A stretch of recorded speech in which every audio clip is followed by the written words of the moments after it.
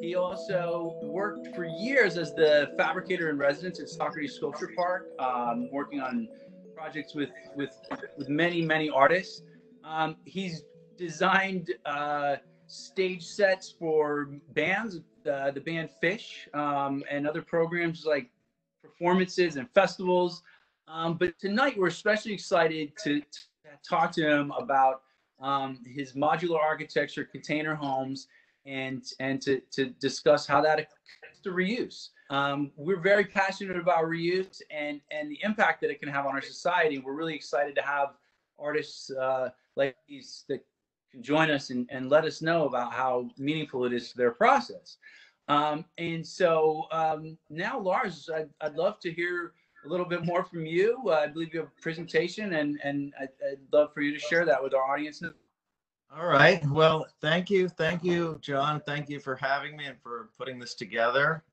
I appreciate the opportunity. I hope it's all broadcasting okay out there. I think so. Let's check out some images of, I guess, your container home project. Magic.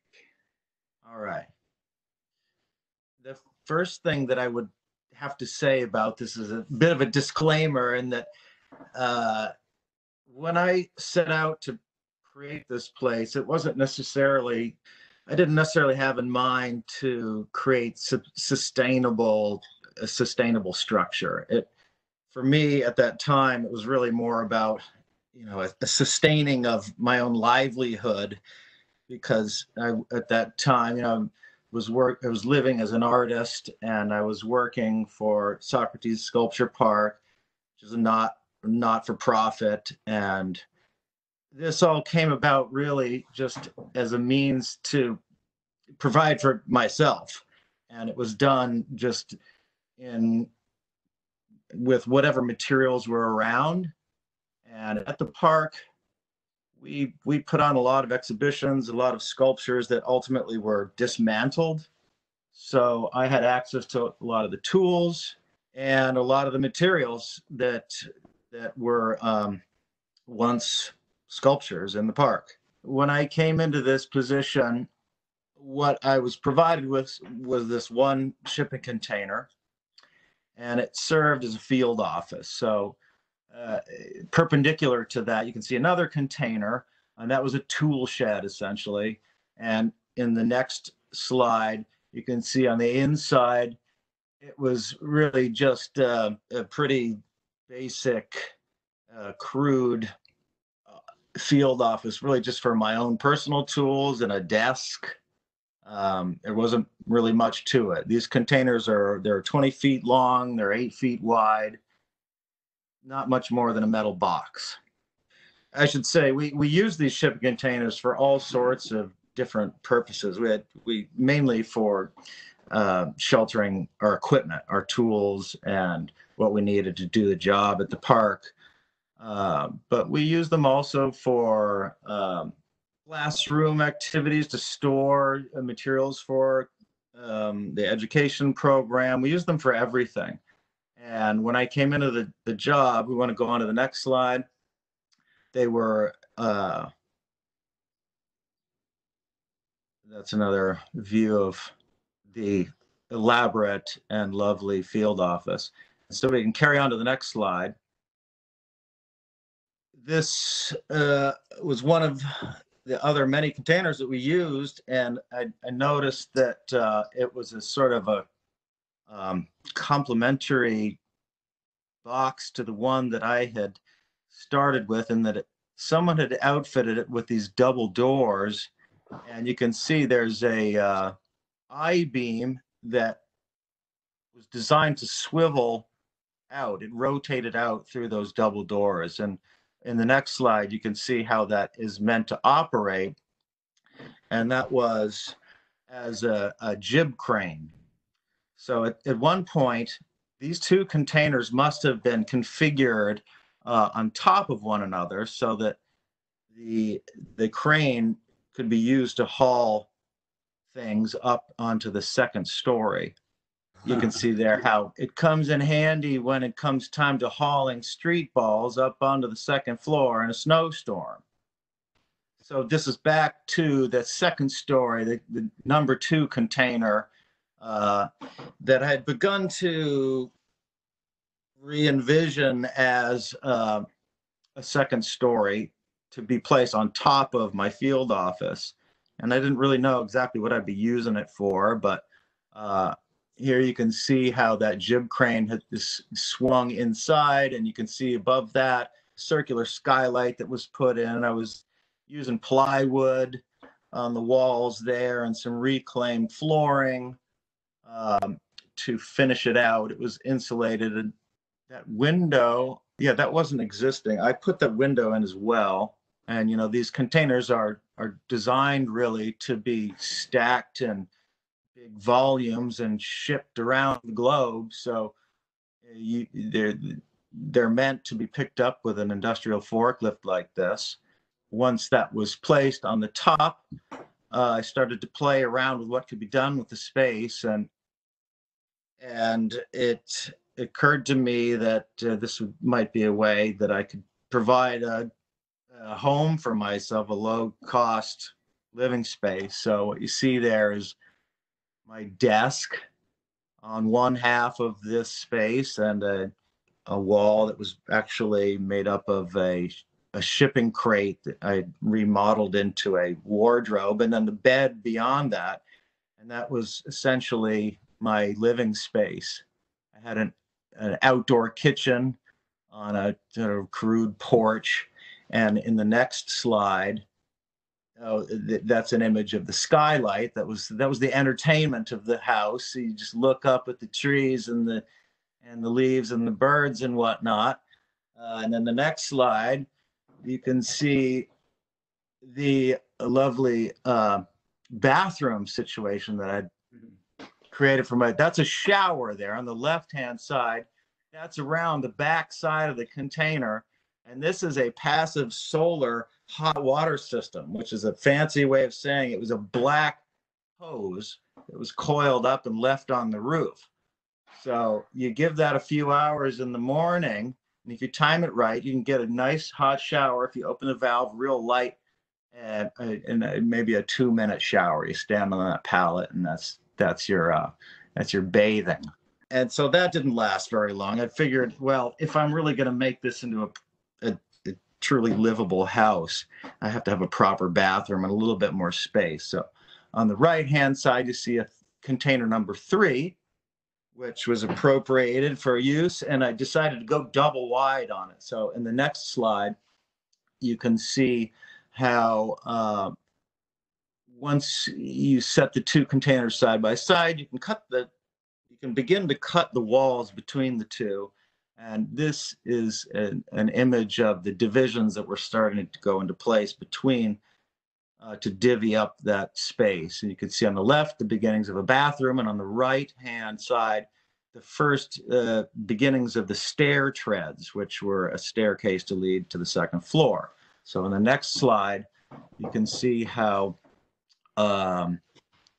there's the finished staircase, and that was accomplished by welded steel supports to a vertical column. So you see the original field office on the right-hand side, and the threshold between the 2 containers, and on the left you see the new double-wide space. And in the next slide, you'll see there's also a little bit of a workshop. So this is a very tiny space. This is only 8 feet wide and maybe 8 by 12 feet. Much of this, mind you, is really just sort of, again, made up of stuff that was sort of lying around in the park after we dismantled the exhibitions. This is the bathroom. You can sort of see how the staircase wraps around and the different elevations of the bathroom. So you see the 3 treads above the toilet there, and another 3 taking a dogleg turn up over the shower. So much of the challenge here was to use as efficiently as possible this very tiny space. In the next slide, you can see, oh, see, there's a detail of the toilet now. See, this is one of the tricks when you don't have proper linkage into municipal systems. You can use what you see here as an incinerator toilet. So that is a toilet that doesn't use water. It is an electrically powered incinerator of waste. So you don't have any brown water issues. And on the right-hand side there, you can see that's one of the tricks here for space-saving devices. So these containers are corrugated. So every inch on the inside of the interior counted. So I used the outturn of the corrugation to house the 2x4 stud system. So you can see in that hole, that's a hole cut through the wall for the venting of that toilet. And that is the stud you can see outermost, and then the white is the insulation. And then beyond that is the cladding of the interior wall, which was plywood. So it's very slim and conserved every inch of the space inside. So in the next slide, the upstairs. So coming up the flight of stairs on the left, that leads to the kitchen. And on the right-hand side, you see the opposite view once you've reached the top of the stairs. So that is a very small kitchen. And a lot of this stuff was, you know, hand-me-down refrigerators from someone's college dorm, or a sink there that came from Build It Green, architectural salvage, a lot of good stuff to be had from salvage places like these. And then above, it's notable, you see a skylight. So that that light that's entering in above the kitchen is a skylight that was built out of sheathing from a sculpture that was torn apart, a big light box that was made in sheet metal and plastic. And the sheet metal was used to shed the rain from this construction, and the plastic was used as the risers in the staircase for a disco effect on the steps. And in the next slide, the living room eventually became, so the bed was moved into another container, the desk enlarged somewhat, and I took on the quintessential Eames chair from hand-me-down from Dad. That I felt pretty cool about having that at this point. It was really sort of resemble a house. You can see another hand-me-down, and this was a real good one. This came as a fully intact sculpture. One of our artists, Jason Tomei, had built this wonderful greenhouse structure. At the end of the show, unlike most of the other sculptures which were taken apart, this one we decided to keep intact, and it could be used as an addition to the house. So with one of DeSuvro's trucks, we were able to pick it up. And in the next slide, you can see how it was made to create an addition to the place, running perpendicular to the footprint of the main structure. Dandinu solarium.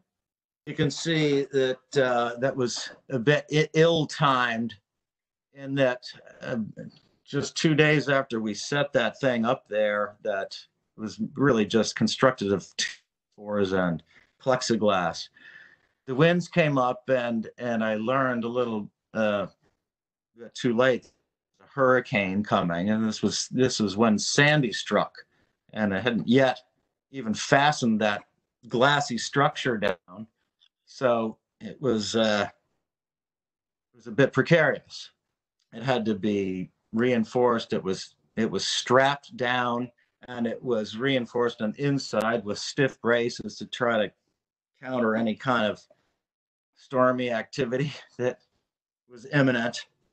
And on the right-hand slide, you could see that is through the kitchen window, a lovely view of the Costco parking lot that I had as a neighbor. And if you look, I don't know if you can tell, but that Costco parking lot has been completely flooded by the East River. So that had lapped up about 12 inches away from the foundation of this house.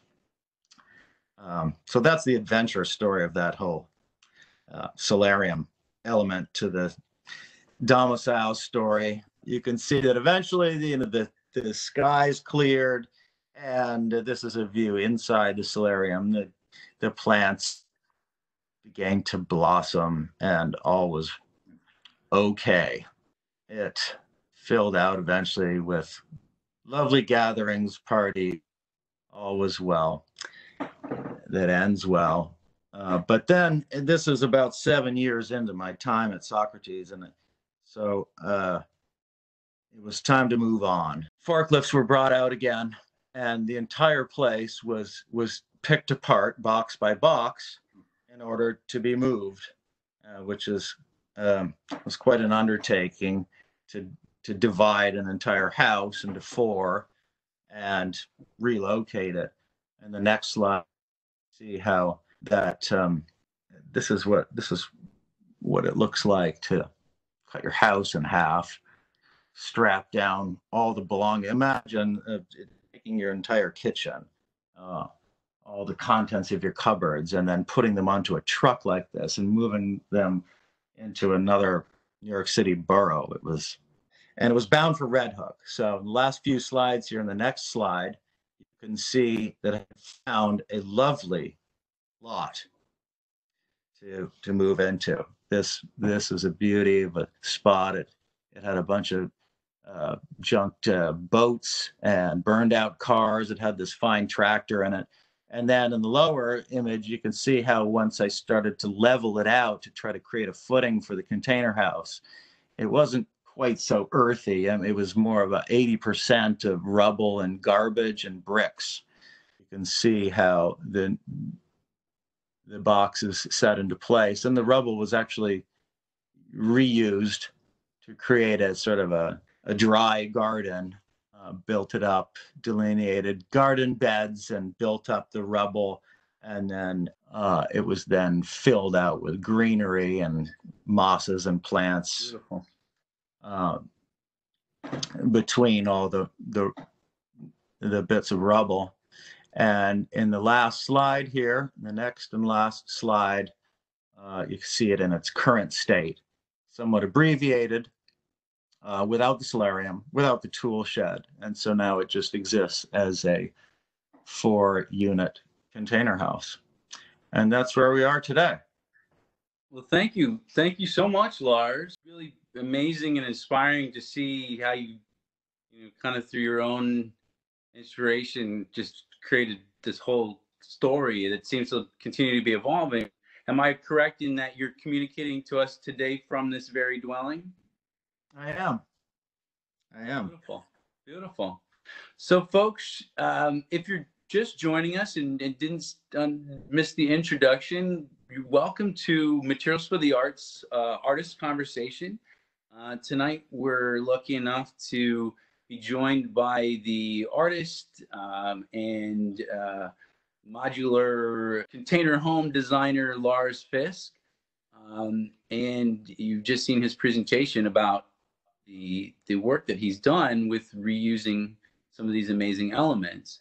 We're also tonight so enthusiastic to be joined by Michael Arad, who is indeed the architect of the World Trade Center Memorial. And tonight, Michael is going to ask some questions to Lars to Michael, a conversation. So before we start that conversation, I just want to remind everyone that Materials for the Arts is this amazing place in New York City where we collect leftover materials from around the city, and then we donate those materials to artists and inspire schools and community centers to reuse materials to make art more possible in their lives. And we're so thankful to have you here tonight. So I'd like to just show you a few images of the work of Michael Arad before he gets started here.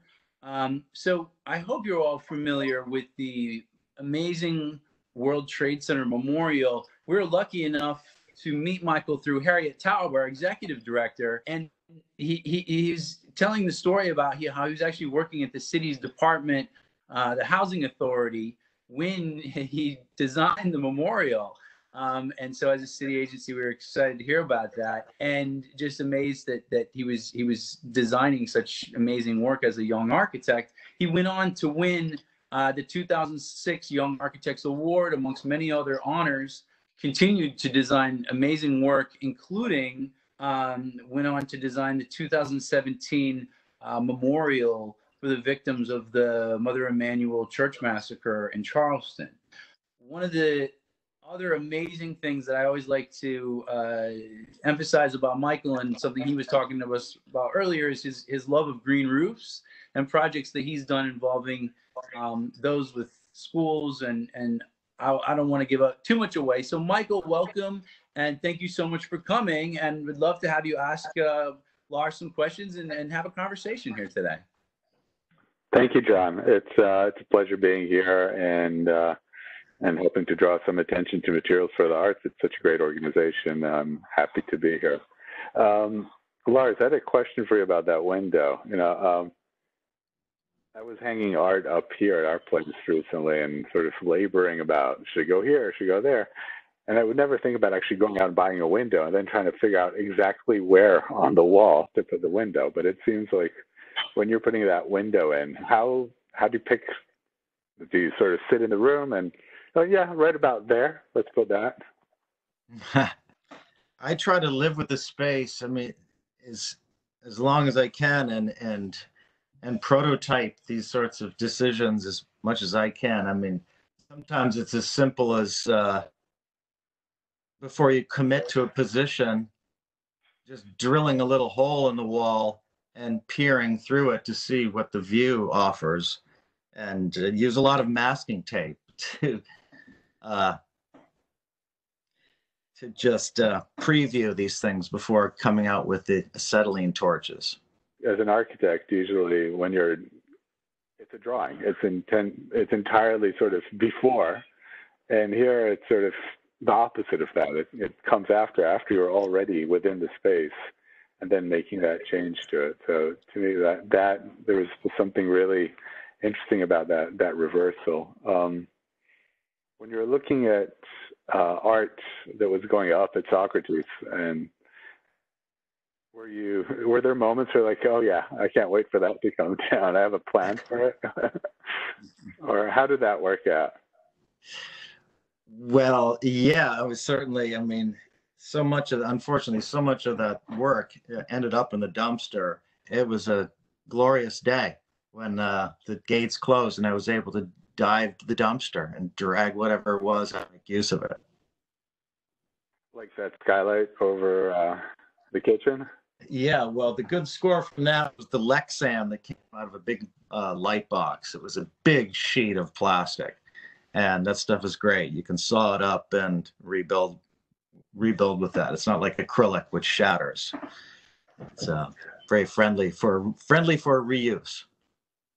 There seem to be a few sort of very luxurious touches in some of these, like that round skylight and the first box. You're now on 4, right? Yeah, that was another dumpster dive. It was a nice thick piece of acrylic. I think it's acrylic, but it's like an inch thick. So it's held up for all these years. It's interesting that sharp contrast between the outside, which has that very sort of, it is an industrial object, right? It's a shipping container. And then these touches, which completely transform it, like that round skylight, like the curtains, which are right behind you.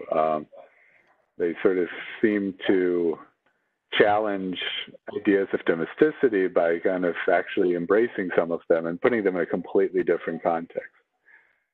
Am I overanalyzing that, or do you see it that way too? Well, no. I mean, that's one of the tricks of living in a metal box, to try to make it a little warmer and more friendly to actually reside inside of. And I think the other big difference between working the way I did here and the way that you perhaps do is that it's sort of subtractive. When you start with a metal box, it's and you had asked about the windows. You start with a solid, and then you create these piercings and these cuts and these alterations that only take away from it, essentially. And so, yeah, to put in skylights, windows, and soft materials are all an endeavor to soften it and make it more livable. Architects are often accused of creating sort of hard, unlivable environments, and you almost set yourself up with a challenge of starting at that end of the spectrum and kind of sliding back in another direction. When I was looking at that round skylight, I thought of a project that I had done, which, other than geometry, doesn't have that much in common with it, but it was that green roof that John was asking about earlier, which was for the Fifth Street Farm. It was for a New York City public school on Avenue B at Fifth Street, where my son was going to school. And we wanted to grow vegetables up on that roof. And one idea we had was to actually take these round kiddie pools and just plop 100 of them up on the roof and use that. Unfortunately, working with the school construction authority and their very sort of strict standards, which are there for a reason, we discovered we couldn't put that additional weight directly onto the roof slab. But that idea of sort of taking an object and just changing how you use it and how we perceive of it would be great. Yeah, that's a slide of the final roof, which is actually elevated above the actual roof. You can see it on the right side of the image, just past the chain link, and 4 feet down is the actual roof slab of the roof. You can see the Empire State Building in the distance there. But it started with a plastic tub that was about 4 feet across, and we even wanted to turn it into a greenhouse by using a clear dome umbrella over it to kind of create these little pods. So you could just, there's something that, as an architect, you're always bound by longer timelines and having to make decisions well in advance. The idea that you can just go out, get something, put it together, feels liberating.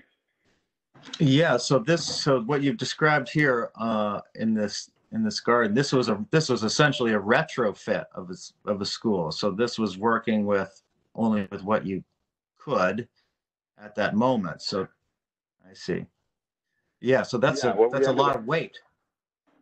It was a lot of weight, and what we ended up doing is actually extending the columns through the roof and violating the waterproofing warranty that the school construction authority was very concerned about. And it became a much more expensive and time-consuming process than what we had initially envisioned. And I guess you have that freedom when you're building for yourself and when you're working as an artist. So I'm somewhat envious of that freedom that you have when it comes to approaching building something. I admire the profession of architecture very much, and I think that it must be very difficult to have to comply with so much of the dynamics that are at play there.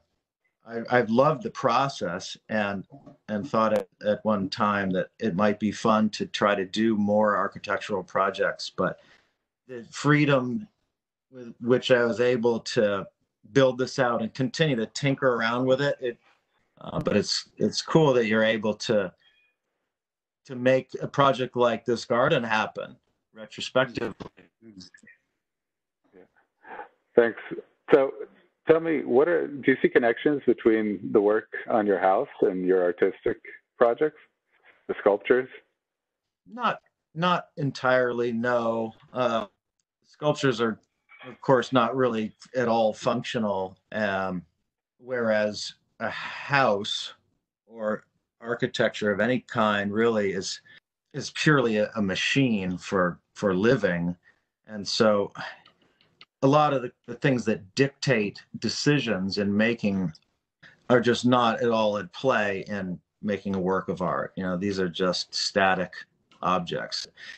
Do sort of traverse both of those interests of mine, but essentially they're two very different things. Very cool to see these. And you build these yourselves, right? So I would see some overlap in that sort of that skill set, right? Of being able to build your home and to build these. And they both have a sense of inviting you in to inhabit these spaces. The subject matter, it can relate to buildings and then ordinary things in the world. And certainly like the how that they come into being, the sculpture came first, and it really, the training and how to build these things certainly came in handy when it came time to applying that to making a house. This house is really just a bigger version of what I do in the studio. But yeah, and some of these are meant to be seen as spaces, I suppose, particularly the vessels that resemble vehicles, or the references to architecture. Sure, and there were some where you could enter into them for sure, but they didn't really serve any other purpose other than just for make-believe, let's say. But they play with the idea of what is an icon, right? I mean, they're recognizable and then they're distorted, which in a strange way is the opposite of what the house is, right? It is not recognizably a house in any way, but it is. That's true. Yeah, that's true. Yeah, these sculptures, they're really meant to be more about a play of perception. You see the thing, stand the thing because it's recognizable, but it isn't that thing because it's this other senseless, irrational shape. There seems to be, seriousness and humor simultaneously in these, and earlier that. The garbage bags that were shown that are sort of sitting there. I guess they're not really sitting because they're not a person, but they feel like almost like a body that's slumped in a corner, not in a threatening or sad way, but in a sort of a humorous way. They were meant to sort of resemble human forms in some way. They were meant to reference the classical sculptor's challenge of rendering drapery. If Bernini had to do the folds on the trash bag. Yes, exactly. And this was also a reference that sort of makes sense in terms of reuse and waste and whatnot, because they of course are meant to call to mind the issue of waste and a plump, hefty bag of garbage, and how this might relate to our own bodies. I have a question for both of you, actually, Michael and Lars. Materials for the arts all day long, trying to talk to people about reuse. Could you talk about why? Like, why is that you choose to do? At that time in my life, this was 10 years ago that I began. It was really out of necessity. I fully believe in the importance of material reuse. I think it's absurd how disposable a lot of our products and even our buildings have become. It sounds like a little bit of necessity is the mother of invention, and then an acquired taste comes with it. So, I mean, for example, for you, the Green Roof project, why do something like that? Because it should be done, for starters. It seemed like such an obvious thing to do. And it was something that people, in particular at the Earth School in the East Village, had been talking about for years and really wanted to do. It was something that the student body, the teachers, the parents were all very excited and eager to do and had been exploring for years, but it kept hitting the hurdles of how do you technically pull this off?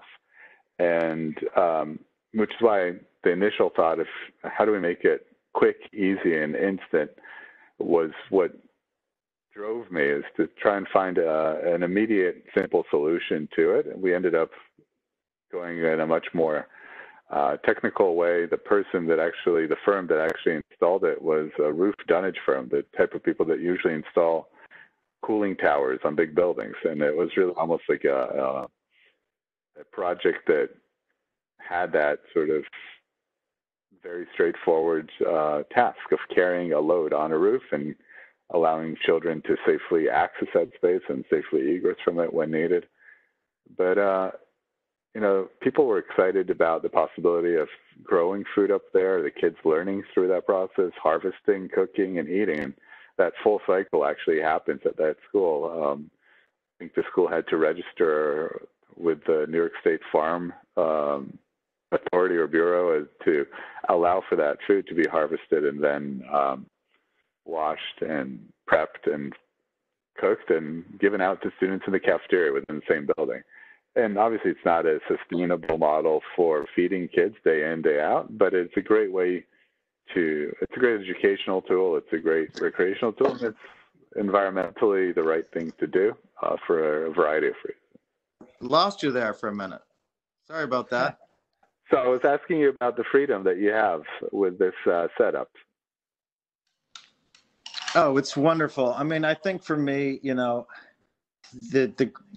the greatest thing about it that I've found is that, it's given me opportunity to own a building. Essentially, I mean, it is what it is.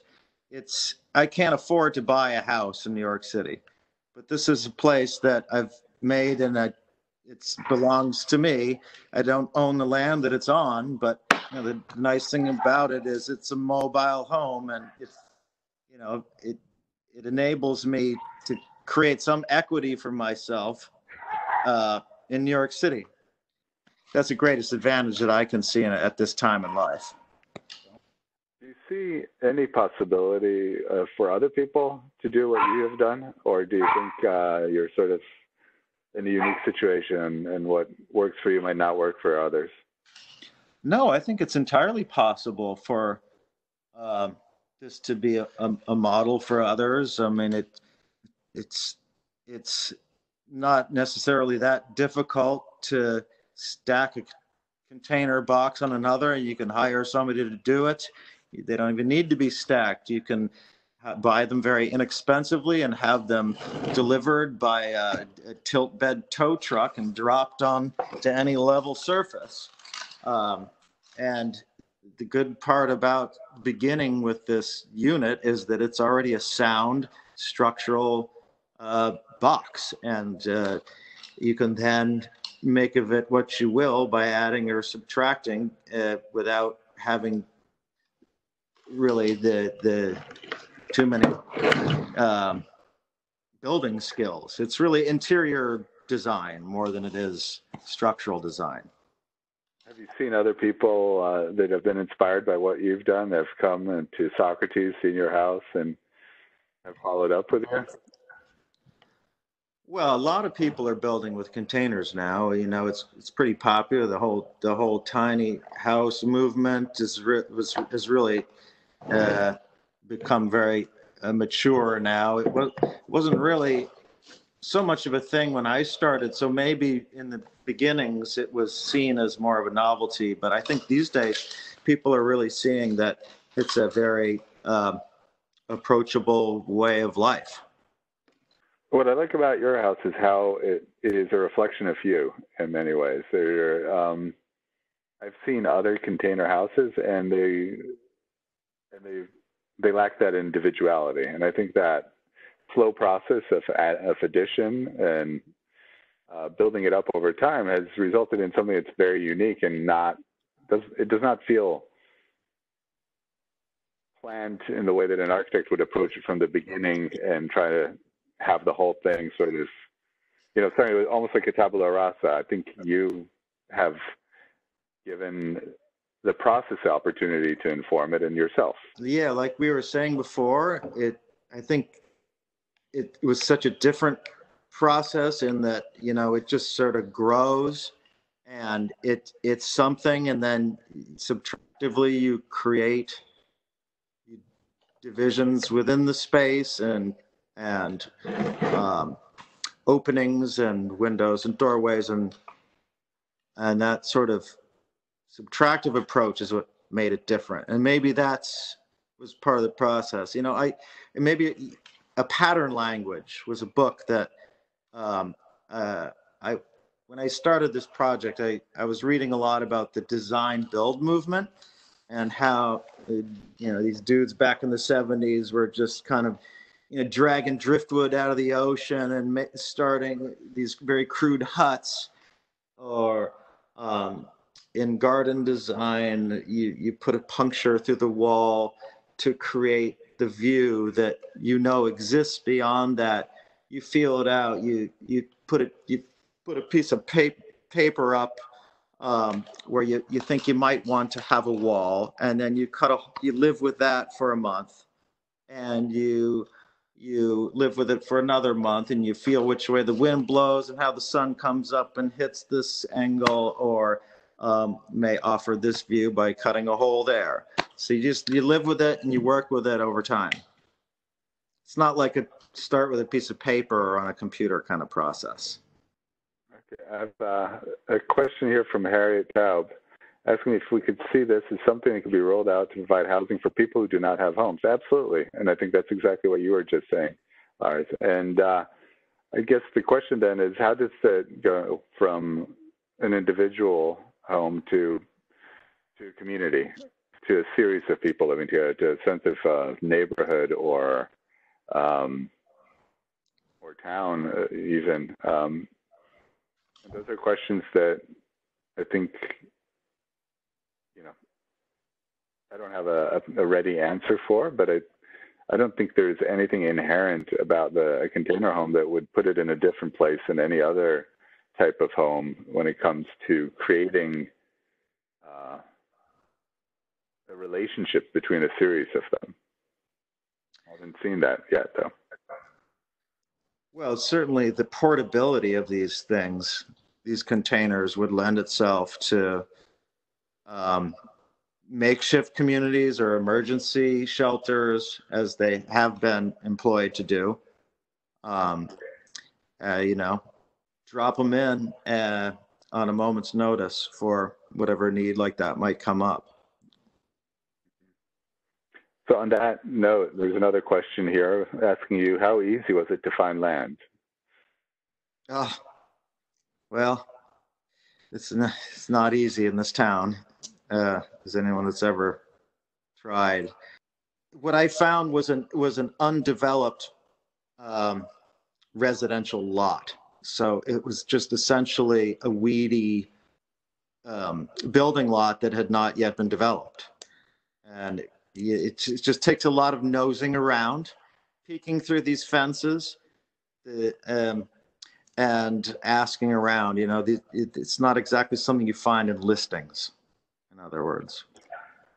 And did you know you wanted to be in Red Hook and that you were focusing your search there, or were you casting a wide net all over the city?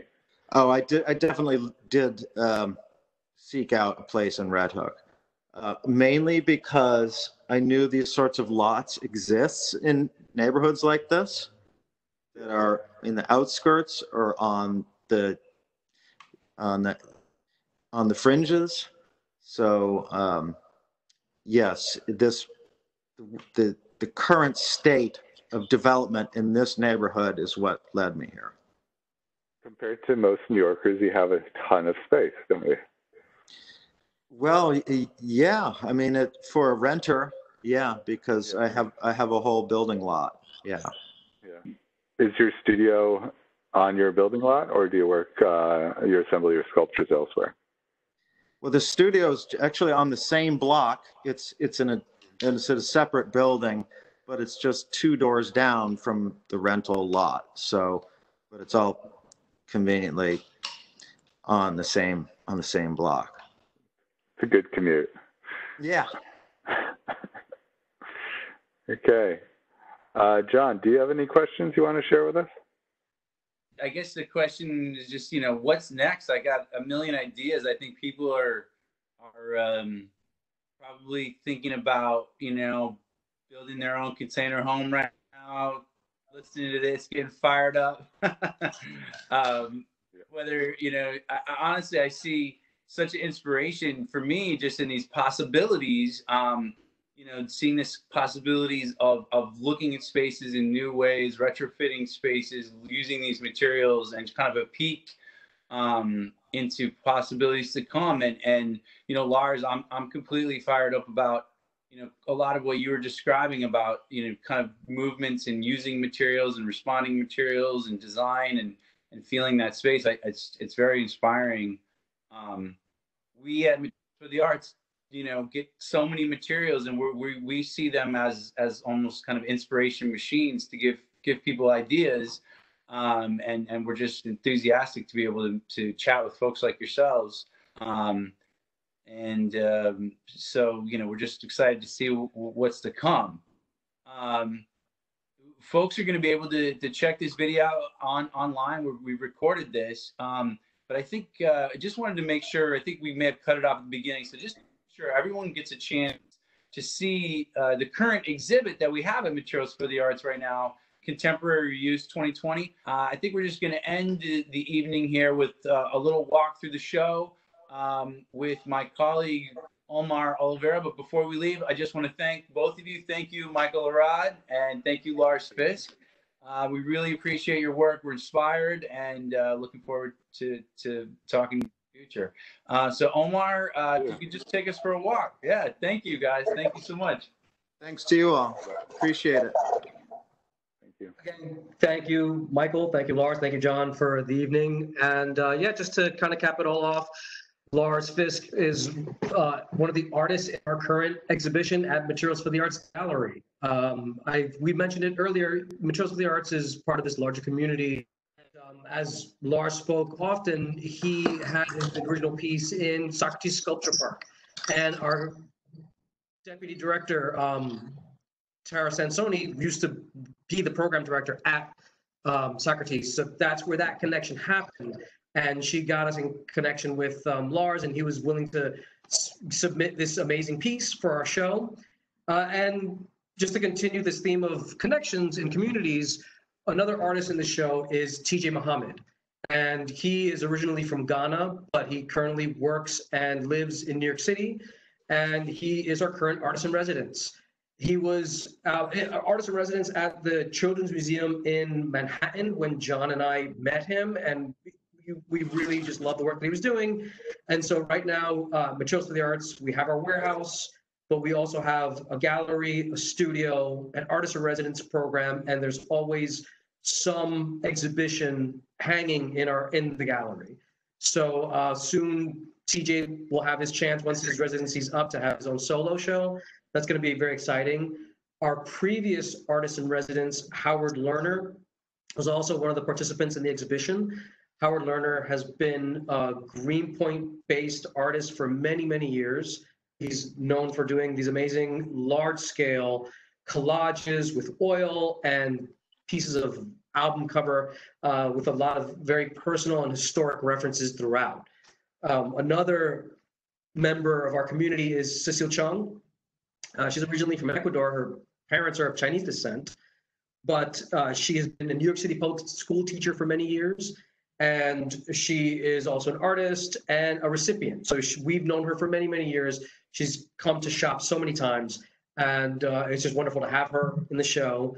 Another crucial member to our community, and in particular the Long Island City community, is Carolina Peñafiel, who is the founder of Local Project. And that's a Long Island City arts organization that has a gallery, studios, artist in residence program. And as you can see, Carolina is an artist herself. So we're very fortunate to have her part of our community and to have her participating in the show. And lastly, this artist actually came to us through one of our teaching artists, David Marini. He follows Jason Rohlf, who goes by the name Chancy Racket on Instagram. And David told John and I, you got to check this guy out. You got to just look at his work. He does, among a lot of other things, he makes these paintings from paint rags that he uses to mop up, the mess or the excess paint in other paintings. And then once it hardens and it dries, it becomes this canvas for him to create these very elaborate and very colorful paintings. So John and I recently got to visit his studio, which is a wonderful space. Also kind of alternative, keeping with the theme. It's his both living space and his studio space. And he submitted these 25 amazing paintings. So all of that work is still up in the MFTA gallery. You can see it on YouTube. We have a tour on our channel, and hopefully it will still be up in time for people, once we get back and people can check it out. So I'll just give it back to you, John, and good night, everyone. Wow. Thank you so much, Omar. So psyched about the show. And folks, if you're at your house, which you probably are, it's a great time to find something to reuse to make some art. So I hope you can make the most of it. And we'll see you soon when we're all seeing each other in person. And thanks again to Lars and Michael. Have a great evening, everyone. And thanks again for the arts. Good night.